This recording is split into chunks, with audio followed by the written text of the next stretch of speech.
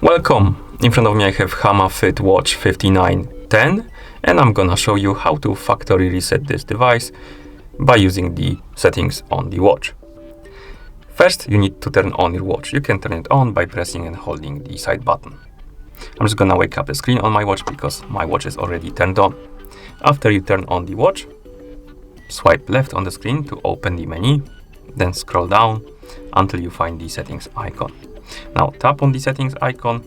Here, scroll down, find the option called Delete User Data, tap on it, and tap on the check mark to confirm.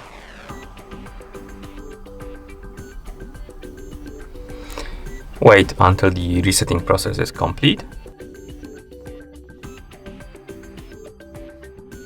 And once you see the home screen again, that means that the factory reset is complete. Thank you for watching. If you found this video helpful, please consider subscribing to our channel and leaving the like on the video.